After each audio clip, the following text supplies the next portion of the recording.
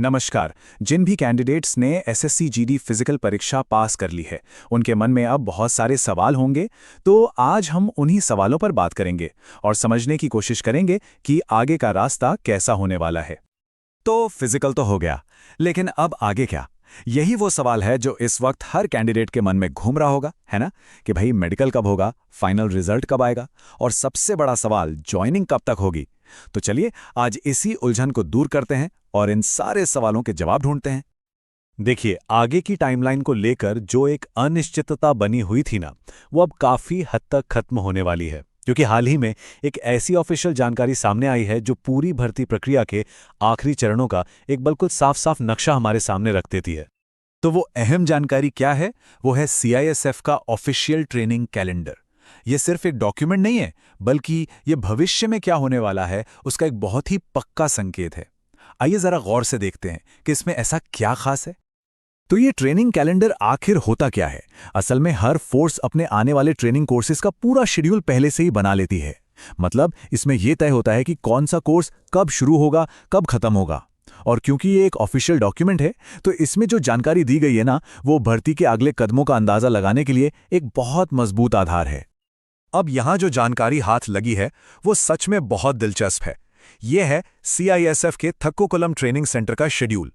इसमें बिल्कुल साफ लिखा है कि पुरुष उम्मीदवारों का जो बेसिक कोर्स है वो 12 जनवरी 2026 से शुरू होगा और इसमें 1500 ट्रेनी होंगे। वहीं महिला उम्मीदवारों का कोर्स 19 जनवरी 2026 से शुरू होगा, जिसमें 300 ट्रेनी शामिल होंगी। और ये सिर्फ एक सेंटर की बात नहीं है। सीआईएसएफ के जो दूसरे ट्रेनिंग सेंटर्स हैं, जैसे कि भिलाई, वहां का शेड्यूल भी बिल्कुल यही तारीखें दिखा रहा है। पुरुष उम्मीदवारों के लिए 12 जनवरी और महिला उम्मीदवारों के लिए 19 जनवरी। जब अलग अलग सेंटर्स पर एक ही डेट हो, तो ये जानकारी और भी ज्यादा पक्की हो जाती है। तो इन सभी सबूतों से जो सबसे जरूरी बात सामने आती है, वो ये है कि एसएससी जीडी 2025 के सिलेक्टेड कैंडिडेट्स की ट्रेनिंग जनवरी 2026 में शुरू हो जाएगी। ये एक फिक्स डेट है, एक मजबूत पॉइंट है जिसके आधार पर अब हम बाकी पूरी प्रक्रिया का अंदाजा लगा सकते हैं।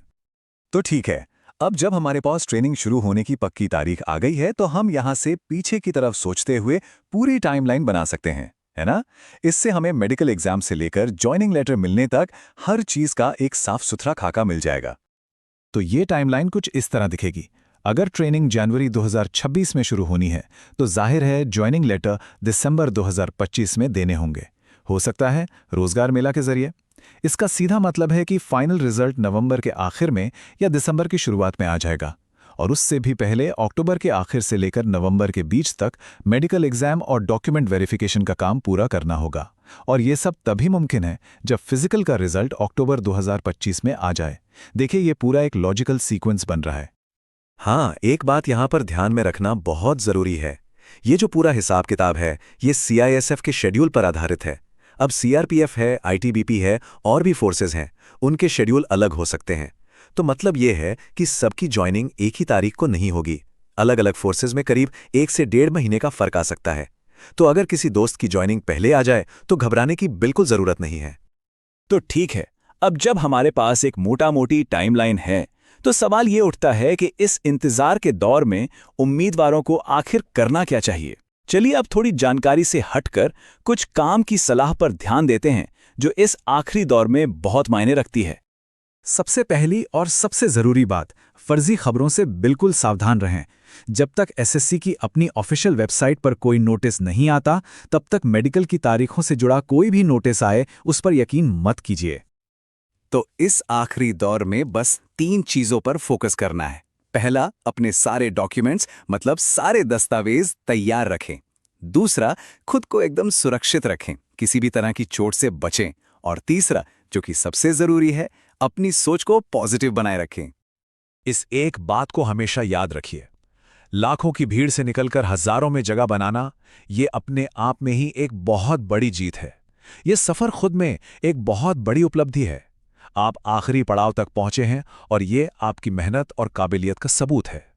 तो अब असली सवाल ये है कि अब जो ये क्लैरिटी मिली है, इसका इस्तेमाल आखिरी पड़ाव की तैयारी के लिए कैसे किया जाएगा।